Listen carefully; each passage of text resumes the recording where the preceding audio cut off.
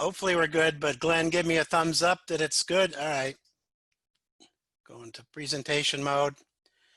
And I want to thank you all again for coming. I know it's a busy time of the year. I really do think that this is the last, bye Katie, the last session I'm going to give because I'm going to be running out of apples to pick. And I think, you know, a lot of people that are here are going to be done harvest, at least to pick your own orchards, largely by this weekend. So today's October 6, 2020. I looked at the weather forecast this morning. No big surprises there. It looks like Saturday and Sunday are going to be nice weather, a little bit on the warmer side. And then I do notice looking out to Monday, Columbus Day, this forecast says greater than 0.8 of an inch of rain, and it sounds like a pretty good chance of rain. So we'll see if that comes to fruition, because often the rain forecasts are off. All right, I've got quite a few apples I tested between yesterday and this morning. I'm going to run through them pretty quick because some of these are old hat. I did take a look at Macauns again. There's some significant drop out there. You know, I think these apples should be harvested as soon as possible. Interesting, the Starch Index was still not all that bleached out, but clearly Macoun is at a point where it needs to be picked. I also took a quick look at Liberty, and I won't, they're over the hill.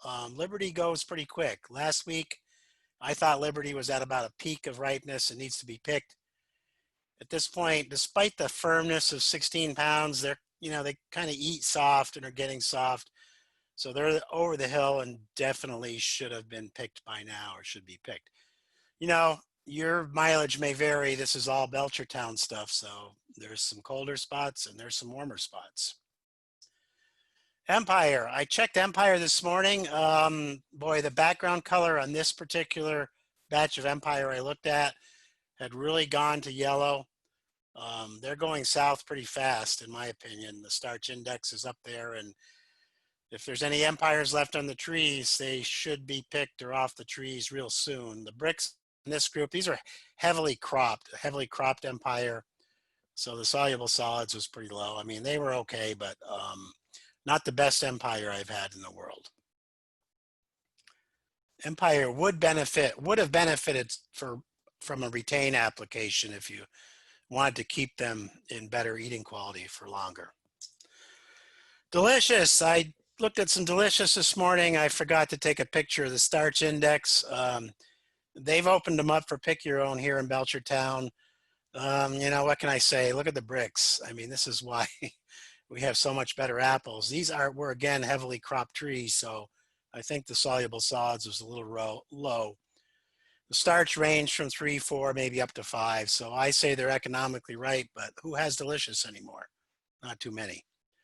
But the bottoms of these Delicious trees were picked, so the pick your own customers picked them this weekend.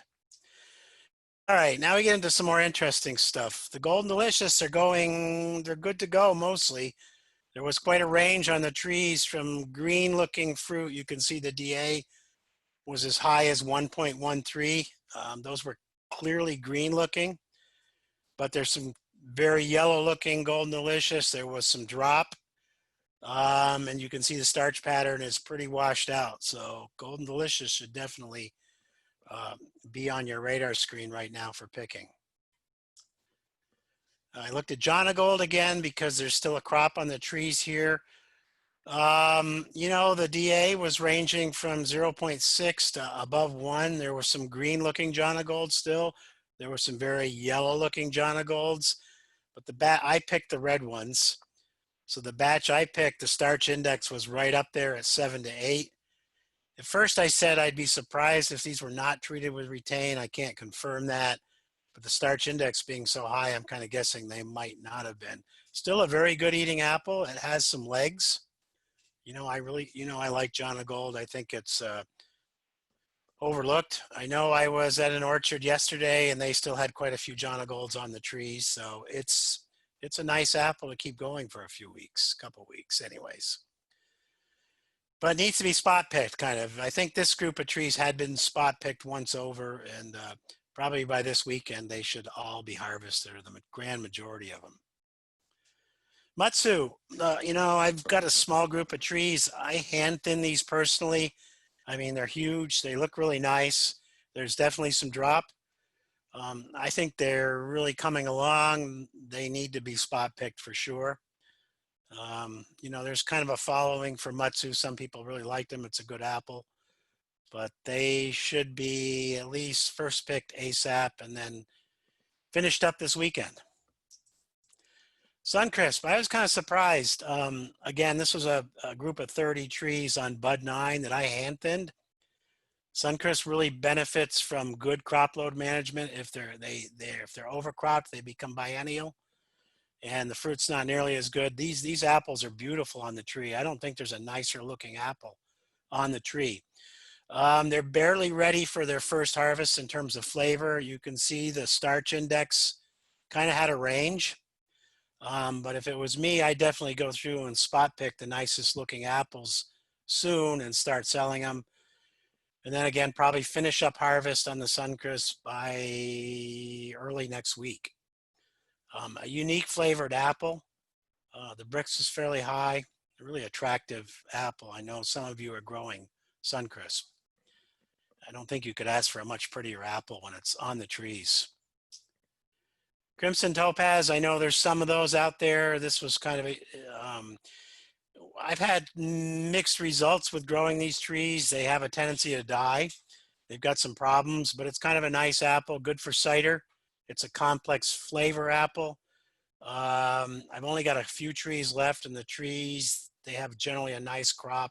Actually, one of the nicest crops of Crimson Topaz I've seen. A different flavor, but they're definitely coming along and need to be picked. Stuff is getting really compressed at this late harvest window. Okay, Evercrisp, I was kind of surprised. There was a lot of water core in them. I thought they ate pretty good. The starch index was mostly around 4. Look at the Brix, was up there close to 15.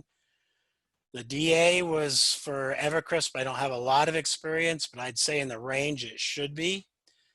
I was reading somewhere that, probably on Facebook, that the thought is that Evercrisp should probably be picked sooner than you think, that if they get over mature, they don't keep as well. So if you look at the starch index, it's again probably about a 4 to 5. I have a picture. I'm trying to think.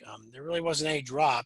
Color was lacking, but you could go through and do a first pick on these definitely. And even the ones that aren't colored up really good, I expect would taste pretty good still. They have pretty classic Evercrisp flavor on the sweet side at this point. Oh, I meant to put a picture of the water core in. But all these 6 apples, you can kind of maybe see a little bit. The starch index had, yeah, fairly significant water core. I mean, when an apple has water core, it tells me they're ripe. Evercrisp, one of its parents is Fuji, and those are prone to having water core.